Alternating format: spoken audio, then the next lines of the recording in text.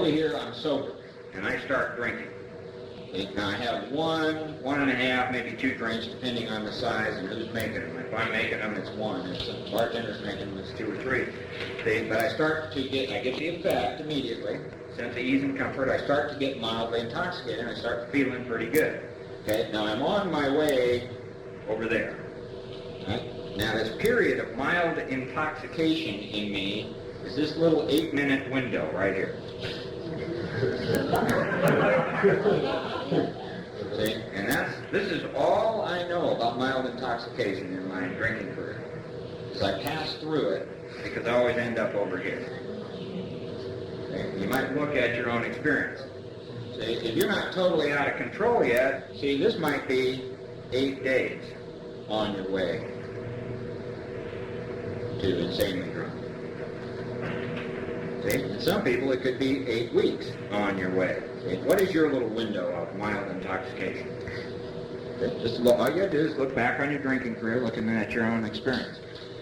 Okay, it says he is seldom mildly intoxicated. I was seldom mildly intoxicated. Any of you ever had, somebody, look at you, they give you that look and they're scratching their head and they're going, what's wrong with you? You ever had that? They're just baffled. They're looking at it, nothing, man, I'm fine. He's seldom mildly intoxicated. Something was wrong with me before I started drinking. That's the way I looked at it. Okay, he is always more or less insanely drunk, see? Any of you reeled around and, done that kind of stuff? See? Make scenes, yelling, screaming, all that kind of stuff that we do? Okay, drive drunk? Okay, his disposition while drinking resembles his normal nature but little. Are you different when you're sober than you are, see, when you're drinking? Okay? He may be one of the finest fellows in the world. I wasn't, but you may have been. Yet let him drink for a day, and he frequently, what does frequent mean? A lot. See, often becomes disgustingly and even dangerously what? See, antisocial I used to call shy. See, and lonely. See, what it was the antisocial stuff that was going on with me. It wasn't shy and I wasn't lonely. See, I was antisocial. See, and dangerously antisocial generally ends up, see, with suicidal depressions and all that kind of stuff. Anybody got any experience with that? See, we start telling ourselves, I don't like people, I hate human beings, and I like to drink alone, and see, all that kind of. Anybody done that? Anybody done anything disgusting when you drank? Okay. Got any disgusting memories of stuff? Okay. When you're really on a toot, are they frequent? Okay. See, so disgusting and dangerously antisocial stuff. Does that make sense to you? See, that's my experience of being an alcoholic. See, this is not stuff that happens with moderate drinkers, social drinkers, hard drinkers, substance abusers. See, that kind of stuff. Okay. Where am I? Okay, he has a positive genius for getting tight at exactly the wrong moment, particularly when some important decision must be made or engagement kept. Anybody got any experience of that? See, of getting drunk and not being where you're supposed to be, not doing what you're supposed to do. See? And then you show up and you got all the built-in excuses. I heard a lady named from, I think her name was, I think it was Alabama, the first time I heard this. She was talking about having the answers to questions nobody asked yet. Yeah? And living in fear and all that kind of stuff. See, so have you thought yourself irresponsible? See, and that kind of stuff? See, in your drinking and your drug use? Okay, it says he's often perfectly sensible and well-balanced concerning everything except liquor, but in that respect he's incredible means to a degree beyond belief. Incredibly, 2 things. Number 1, dishonest. What's dishonesty? Liar. See, and selfish. Okay, look at your own experience. See, have you been incredibly dishonest and selfish? And have you covered that up by being perfectly well-balanced? See, a lot of us, alcoholics, and we're hiding it. So, doing our best not to notice it ourselves and keep other people from seeing it. We pay our bills, and we raise our kids, and we buy clothes, and the house is paid for, and the lawn is mowed, and all that. See? And then there's this other thing going on in our life. this incredible, dishonest, selfish, all around drugs and alcohol. See, this thing that we don't want people to know about, we can keep it hidden. So look at your own experience of that. Okay, it says he often possesses special abilities, skills, and aptitudes, see, and has a promising career ahead of him. A lot of alcoholics, very talented. Look and see if you got any of that. See, unused talents that produce painful dreams, painful memories, stuff like that. Anybody blown your opportunities in life? Remember Bill says, drinking caught up with me again. See, did drinking catch up with your various plans and schemes and see, things in life? Okay, he uses his gifts. See, one of my gifts was bullshit. And he uses his gifts to build up a bright outlook for his family and himself. Have you ever done that? You get everybody rooting for you and applauding and helping, and see, they're blowing trumpets and waving banners and saying, yeah, he's really going to do it this time. Yes. See, the man pulls the structure down on his head by a senseless series of sprees. He did it again. I thought he wouldn't do it again. He did it again. Okay. He is the fellow who goes to bed so intoxicated he ought to sleep the clock around. Anybody in here been proud of the amount you could drink? I can drink everybody under the table. See? Yeah, I can hold more than they can. See, all that kind of stuff. See, we're always roaring out the door at 2 in the morning, still looking to party. So we've got their last of beer under our arms. Everybody else is passed out, and we think they're the ones with the problem. See, there they are having a normal reaction to alcohol. See, here I am driven in the well-known stages of the spree, absolutely ignorant of what's going on with me, thinking I don't have a problem because I can hold so much alcohol. See, absolutely abnormal reaction. See, going on. Phenomenon of craving beyond mental control. Beyond what? Reason. Can you look back on your drinking career and begin to apply the word unreasonable to a lot of it? Unreasonable. Okay, yet early next morning, he searches madly for the bottle he misplaced the night before. Okay. Right, see, this particular sentence made me realize some of the really, truly disgusting things I've done. I've done a number of very kinds of disgusting things, but I used to get up in the morning, either be a party or something the night before, and get up, I'm hungover, gotta have something to drink, go to the refrigerator, nothing left, see, and I go out and see, and here's all the cups and the empty bottles and all that, see, and I would just take it all, pour it all in one glass, pour it through a napkin, drink it. Okay. Gotta have, see, that's disgusting. Anybody in here smoke pot? Any pot smokers? See, the pot smokers understand, see, the mad search when you ain't got any. See, I'm going to drive to Santa Fe. It's only 6 in the morning. Somebody has pot in Santa Fe. See, pot smokers are all so mellow, see, until there ain't any pot. See, and then if you want to see restless, irritable, and discontent, see, don't get in the way of a pot smoker who's got no pot. See, but see, when, anybody in here smoke pot? Yeah, see, just the two guys back. Yeah, see, look. See, you remember, during the times of pot smoking, see, oh man, I'm into the dead and I'm a mellow guy. Worst thing that ever happened to me was the munchies, that kind of stuff. See, we don't identify that with a spree.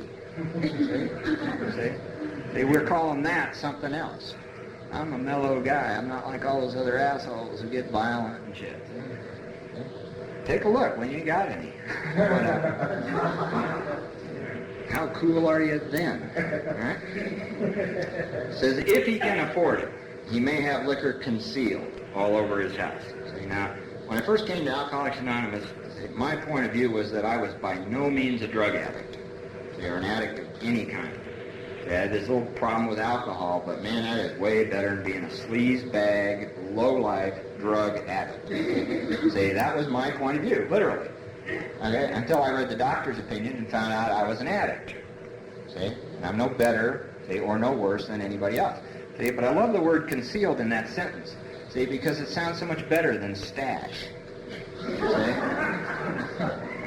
But there isn't any difference between stashing and concealing, is there? He may have a liquor concealed all over his house to be certain no one gets his entire supply away from him to throw down the waste pipe. Okay, as matters grow worse, what happens with any disease over a period of time? It will get worse.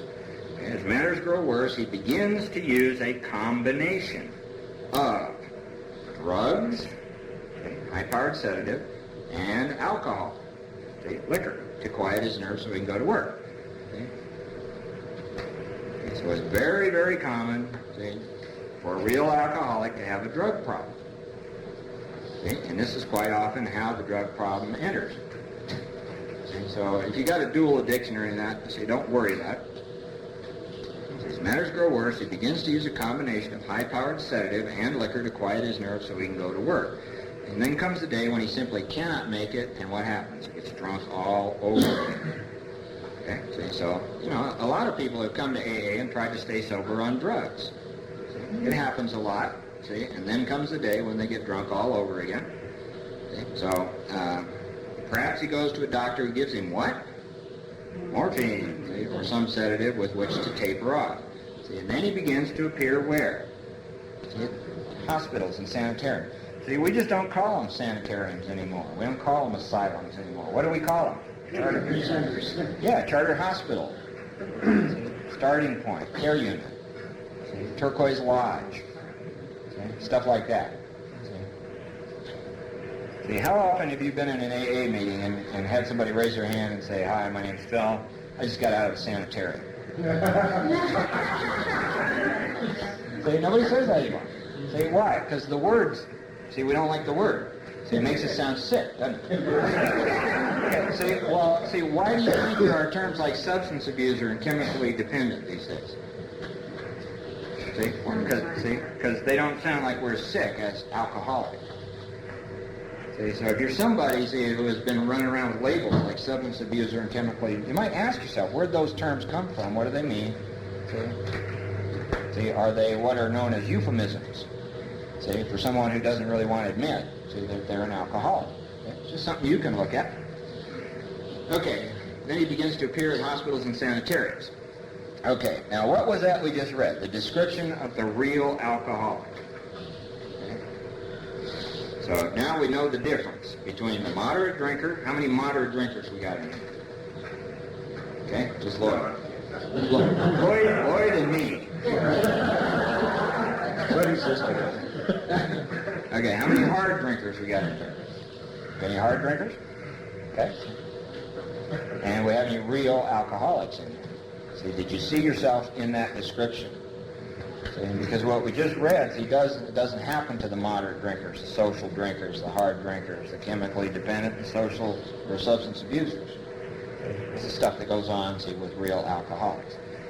Okay, so it says, this is by no means a comprehensive picture of the true alcoholic, as our behavior patterns vary. But this description should identify him roughly. Well, see, it crosses the T's and dots the I's for me. See, it describes me exactly. How does it describe you? Is it a rough approximation? Is it pretty close? Is there a hint that you might be a real alcoholic? See, where are you? See, you need to know. Okay, why does he behave like this? See, if hundreds of experiences have shown him that one drink means another debacle, with all its attendant suffering and humiliation, why is it that he takes that one drink? See, what happens when he takes one drink? Phenomenon of craving will set off. See, it's also a real interesting thing when you read the sentence. If any of you ever tried to do just one drink, see, just absolutely ice cold, control that then, see, and notice that even though you don't drink anymore, you go through all kinds of suffering and humiliation as a result of one simple drink. See? There's absolutely no way any alcoholic can drink anything at all safely. See? Even if you don't end up drunk. So you can notice that. Okay. Why can't he stay on the water wagon? Water wagon means sober. And what has become of the common sense and willpower that he still sometimes displays with respect to other matters? What are other matters? Well, maybe your kids and your job and your bills and your house and all that kind of stuff. Okay, perhaps there never will be a full answer to these questions. Opinions, okay, remember the two definitions of opinion? an expert formal judgment based on experience, education, and training, and the other one is an uninformed utterance. Okay? So opinions vary considerably as to why the alcoholic, what's the next word? Reacts differently, see, from who? Normal people. Okay, we are not sure why. Once a certain point is reached, little can be done for him. We cannot answer the riddle. See, so what are they telling us? Look, we don't have all of the answers to all the cosmic questions when it comes to alcoholism. See? We know enough, see, but we don't know all the answers. See? What we do know, see, we know that while the alcoholic keeps away from drink, as he may do for months or years. Anybody in here done it for months or years and returned to it? Besides me? Okay.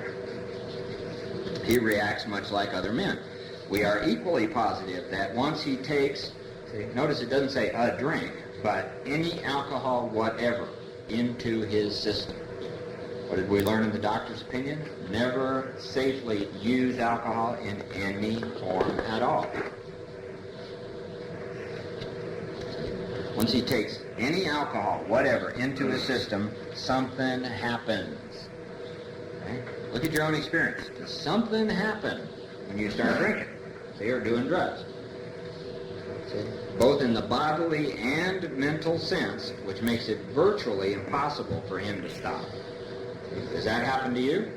It says the experience of any hard drinker will abundantly confirm this. The experience of any alcoholic will abundantly confirm it. So if you're sitting here and you're seeing, see, your drinking patterns and career and all that in this, what's that telling you? You might be a real alcoholic. Okay? Because hard drinkers don't identify with this. You're going to run into, if you hang around AA, you're going to run into people who kind of, dismiss the book. Yeah, the book doesn't have all the answers. The book's, da-da-da. See, it's nice, but, see, you're probably talking to a hard drinker. So you read the books, not him, not her. See? But any alcoholic who reads this with an open mind goes, God, man, they followed me around and then wrote the book. Okay, these observations would be academic and pointless if our friend never took the first drink. Okay? Now, are you someone who never takes the first drink, or are you someone who does take the first drink? Okay? I'm someone who takes it. Okay? Thereby setting the terrible cycle in motion. Restless, irritable, discontent, take a drink, phenomenon of craving, well-known stages of a spree, emerge remorseful, swear off, start over and over and over again. Therefore, the main problem of the alcoholic, now everybody in here who thinks they're an alcoholic, cross off the word alcoholic and put your name there.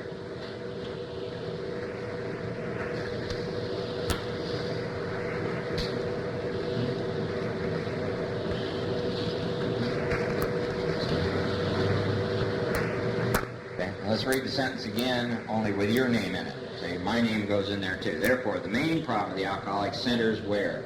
In his mind, rather than in his body. See, this allergy we have is fatal if we continue to drink, see, and we keep going back to drinking. See, so the real problem, see, is finding a way to stay away from alcohol permanently, see, to be recovered and to solve the problem. See, but it's not something that we can do for ourselves. It's not something medicine, psychiatry, science, social programs, or religion seem to be able to do for us. See? So the main problem centers in the mind rather than in the body. Okay? Look up on the wall here. Step 2, what's the last word? See, what's sanity an issue with? Mind or body? See, nobody's got an insane body, right? See? So step 2 doesn't have anything to do with the body, does it? It has to do with what? Mind. See? Where's the main problem? In the mind.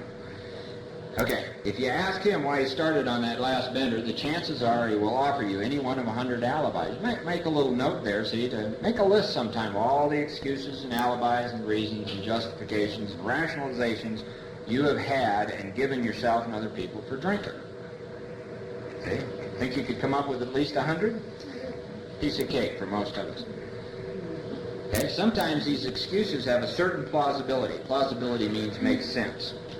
Okay, but none of them really make sense in the light of the havoc an alcoholic's drinking bout creates.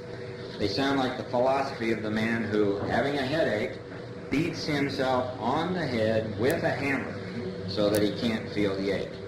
if you draw this fallacious, which means faulty, reasoning, see, to the attention of an alcoholic, see, what's he going to do? He's not going to respond.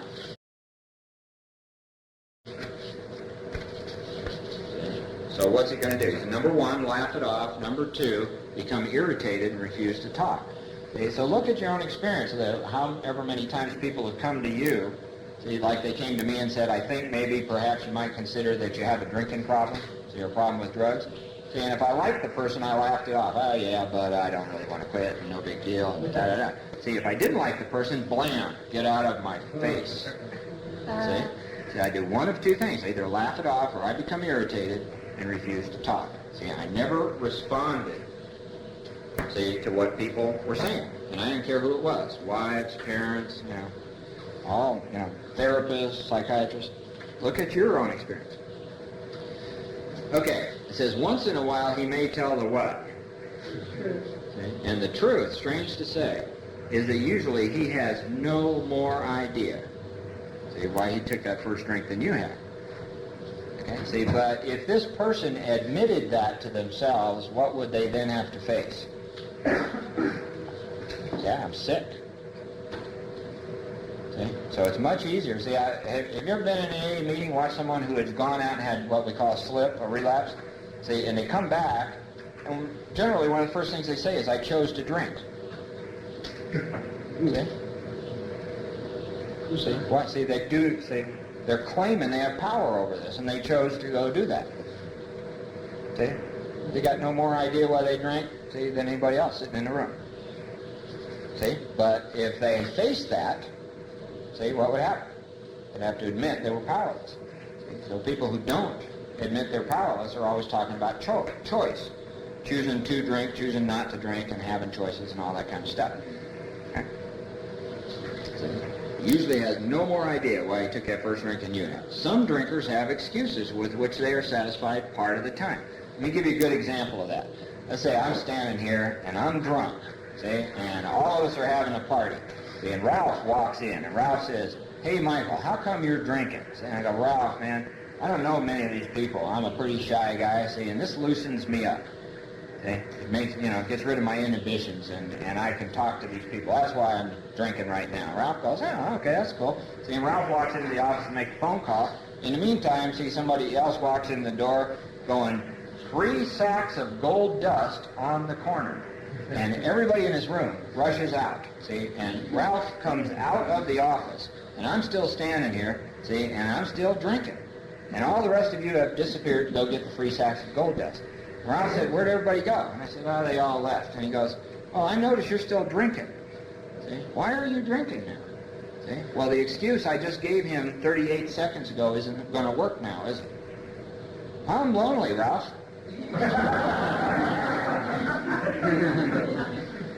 See, we have excuses with which we are satisfied part of the time. All right, so look at your own experience of that. See if that has ever occurred.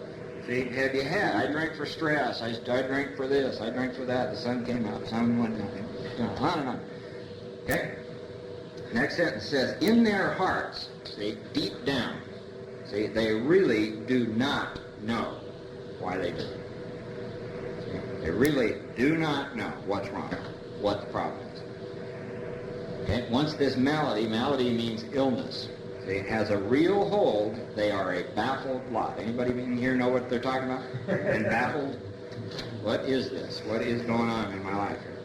Okay? And the next sentence, very important. It says, there is. See those first 2 words, there is? Okay?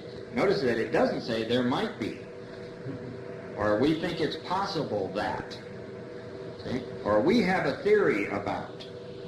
It doesn't say anything like that. It says, there is the what? What's an obsession? Unreason.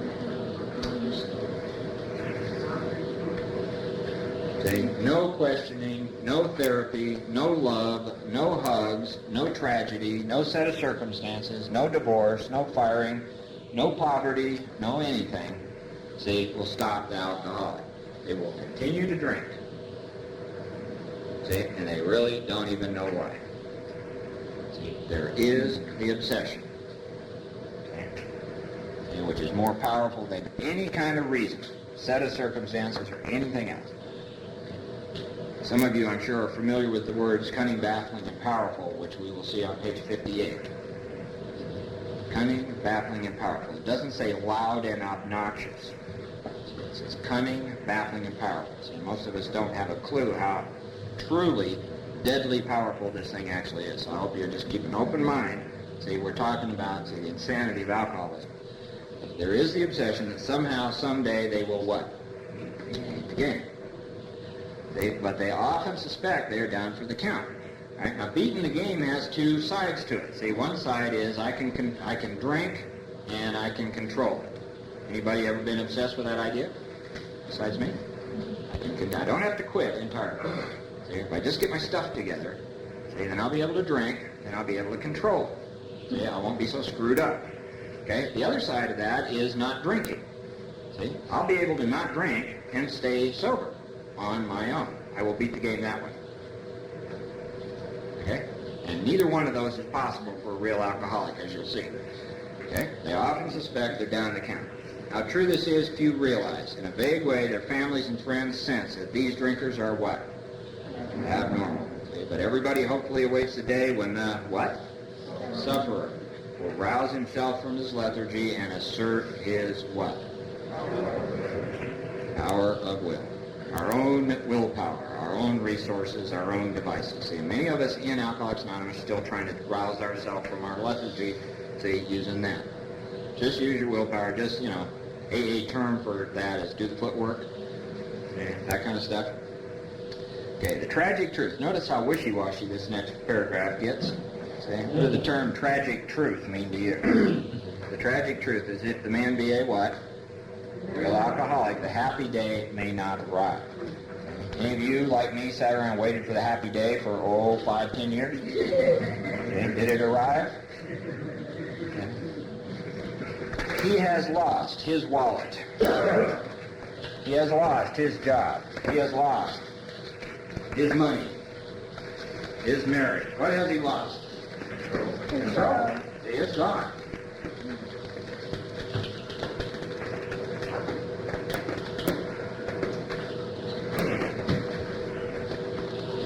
The issue in the life of the alcoholic is how we're going to control this problem. Okay, control has two parts. Over here is drinking. Okay, now we got an alcoholic who's drinking, and over some period of time, we discover that this is not a safe endeavor. Okay? And the more we attempt to control it, the less control we have, and that increases over time. Everybody pretty clear about that? See? And now we have discovered the reason that we don't have any control while we're drinking is what? The allergy that exists in the body. See? So the alcoholic, at some point, sees that he or she can't drink. Remember Bill? This has to be stopped. See? So he attempted to control his drinking by doing what? Not drinking. See? And what happened to him as he attempted to control his drinking by not drinking? He kept drinking. He kept losing control and going back and getting drunk again. And then the allergy would kick in. See, and the spree went on 2 years, all that. See, so why did he keep going back?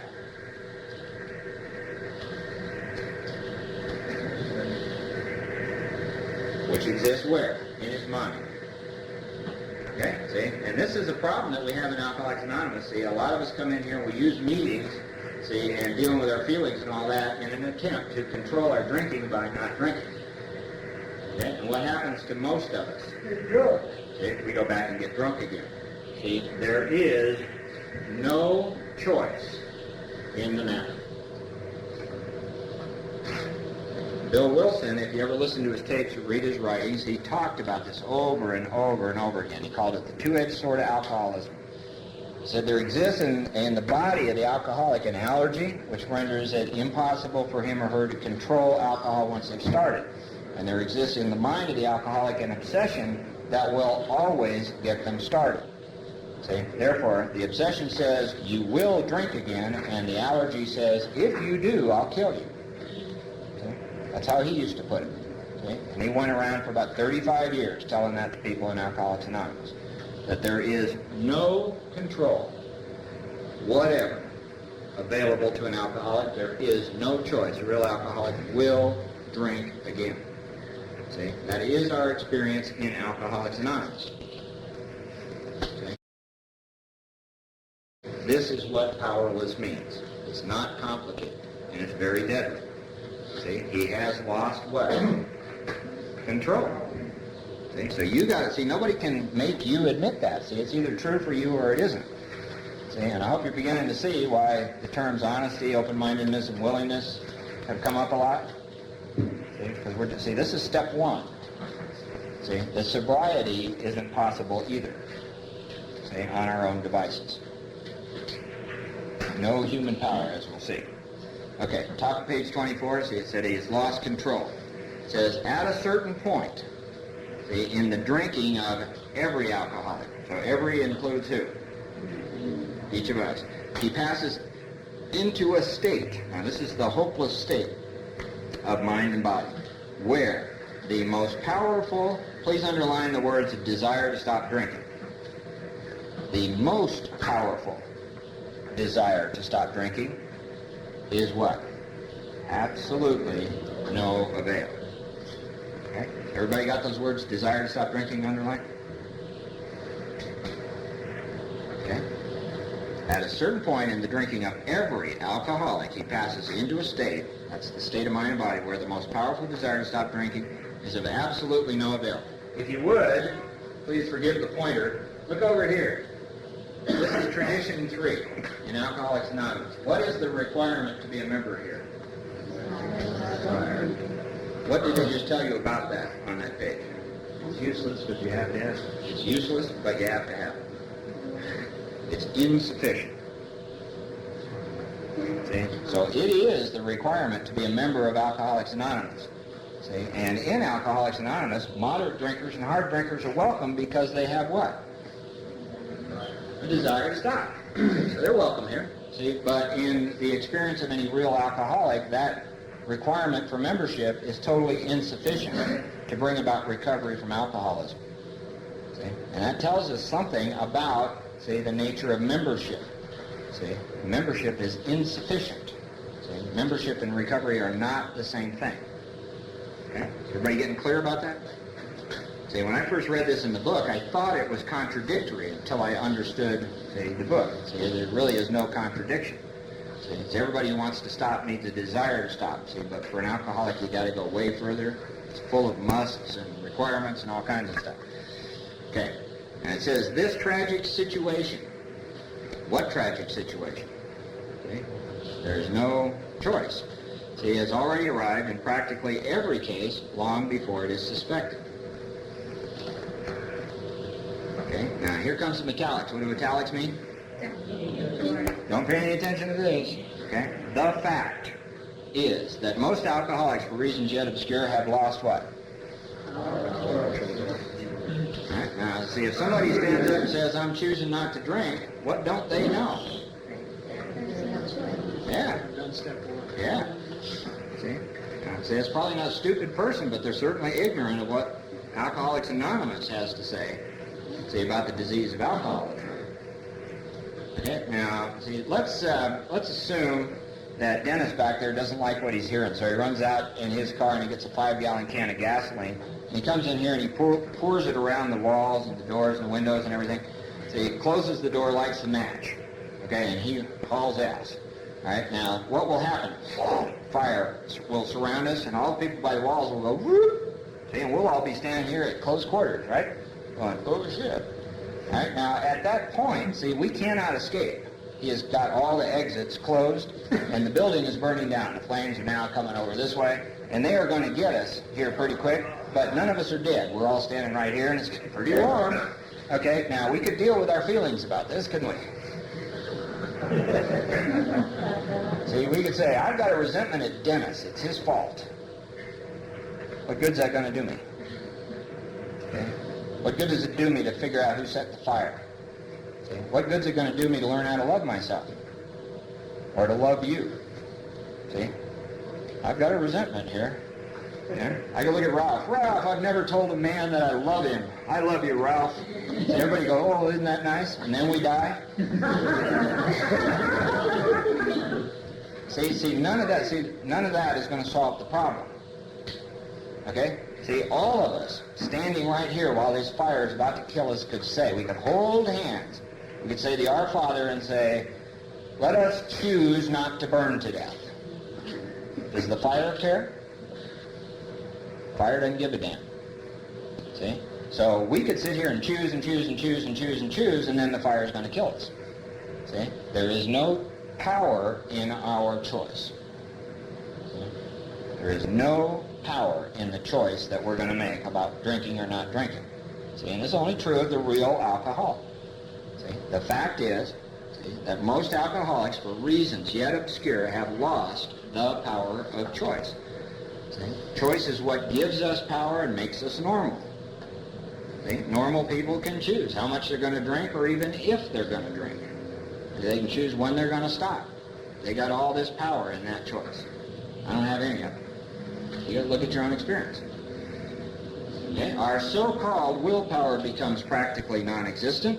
We are unable at certain times, see, strange mental blank spots, certain times, to bring into our consciousness with sufficient force the memory of the suffering and humiliation of even a week or a month ago. Anybody had that experience? Swear off, get drunk. Okay? We are without defense against the first drink. There is no mental defense against the first drink.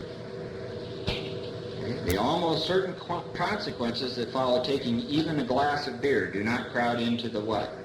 Mind. See, to deter us. If these thoughts occur, they are hazy and readily supplanted with the old threadbare idea. Threadbare means worn out. At this time we shall handle ourselves like other people. Okay, now what I'd like you to do is take your underliner or your pen. We're going to go through, see, the things they just told us are not going to work, and then we're going to stop. So go back up to the top of the page. It says, at a certain point in the drinking of every alcoholic, he passes into a state where the most powerful desire to stop drinking is of what? Absolutely no avail. See? So what does an alcoholic use to control or to stop? Desire. I want to stop. Okay? What have they said about desire? Ain't going to work. Okay. It says, this tragic situation has already arrived in practically every case long before it is suspected. Okay? The fact is that most alcoholics, for reasons yet obscure, have lost the power of choice. How do we try to control our drinking? By choosing. Lost it. Choice is not going to work.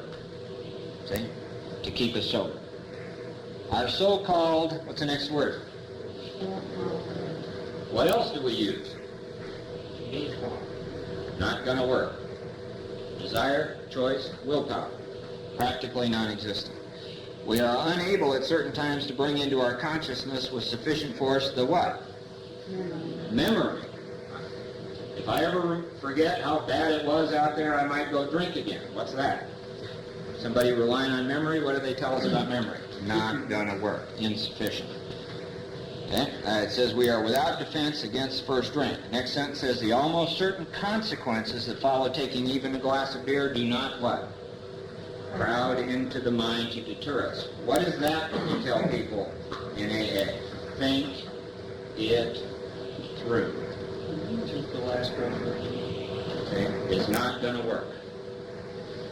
These are all mental defenses, see, against first drink. Okay? You see them all there on page 24? See, and whose experience is that? See, so I don't think you would have heard any of this in an AA meeting 55 years ago. See, but we do hear this kind of stuff in AA meetings today. See, it's misinformation. See, these things will not work, see, to keep a real alcoholic sober.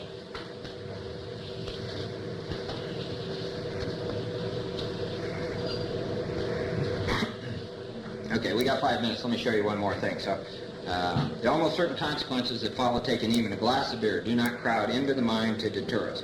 If these thoughts occur, they are hazy and readily supplanted with the old threadbare idea that this time we shall handle ourselves like other people.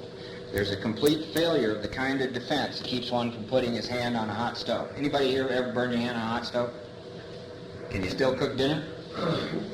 Yeah, why is that? See, why is it that you don't have to go to meetings to keep your hand off a hot stove?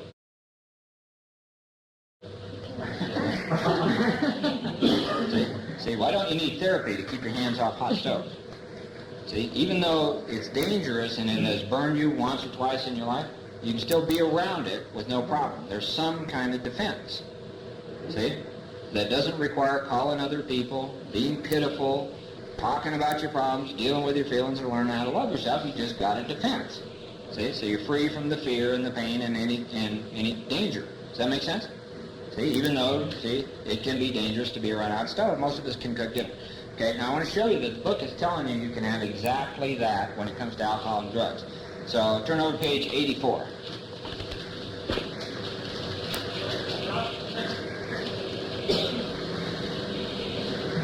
Go down to the last paragraph. Now here on page 84, see, the assumption now for this promise to be true, see, assumes that you did something. See, and what you did, see, was follow the directions up to and including the 10th step. See, if you have done this, this is what you can expect. It says, we have ceased fighting anything or anyone, even alcohol. See, for by this time, sanity will have returned. See, so at step 2, we came to believe sanity could be restored to us by a higher power. Step 10, it has happened. It says, we will seldom be interested in liquor. If tempted, we think it through? No. We remember how bad it was? No. We go to a meeting? No. We love ourselves? No. We recoil from it as from a hot flame. We react sanely and normally. Sanely and normally. So that's without fear, without, all kinds of, oh God, I thought of drinking, all that stuff. We react sanely and normally, and we will find that this has happened how? Automatically. We will see that our new attitude toward liquor has been given us. It isn't something that we do. We are powerless. See, our new attitude toward liquor has been given us without any thought. Does this take thought? Does this take effort? Without any thought or effort on our part. See? Without any thought or effort on our part. We just work the steps. See, and this is what results. See, it says it just comes, exclamation point. Okay? That is the miracle of it. See, and it is a miracle. See, we are not fighting it, neither are we avoiding temptation. See? All the stuff, stay in a meeting, keep out of slippery places, get rid of all your old friends, see, all that kind of stuff. See, does that sound like fighting it and avoiding temptation? See, we'd be much better off to work the steps. See, and have spiritual awakening. See? Because those things generally fail us, and this doesn't. See? We're neither fighting it nor are we avoiding temptation. We feel as though we had been placed in a meeting. No, it doesn't say that. We feel as though we've been placed in a position of neutrality, safe and protected. See? Do you have that? Would you like that? Do you think that's really possible? We have not even sworn off. See, it is not a matter of putting the plug in the jug. Okay? Instead, what happened? The problem has been removed. It does not exist for us. Okay? All these, see, the terms that we've been seeing early on in the book, ex-problem drinker and recovered alcoholic, that's what it means. See, the problem has been removed. It does not exist. See, now that's almost hard for most of us to conceive, see, because the thing that nearly killed me and brought me into AA, see, has been totally removed from my life as any kind of a problem. See, it's gone. And it's been gone for a long time, ever since I worked the steps. Okay? I don't walk on water or, any of that. It's just that problem got removed. Okay? So you don't become holy and pure and, any of that. The problem is solved. Okay? So we've not even sworn off. Instead, the problem has been removed. It does not exist for us. See, but if we're still white-knuckling it and doing all this other stuff, then the problem obviously still exists. See? If we're still running to meetings, see? because we're going to drink or we're afraid we're going to drink, then the problem still exists. Does that make sense? See, so if you're someone who finds that the problem still exists for you, so you want to be clear that there's a solution to it. Okay? This can be solved. Okay? It does not exist for us. We are neither cocky nor are we afraid. See, that is our theory. That's our philosophy. That's our what? Experience. See? And that is how we react. See, and that's a pretty major promise, right? All right, see, and everywhere in the book that we find promises, we always find requirements right in the neighborhood, and here's a requirement.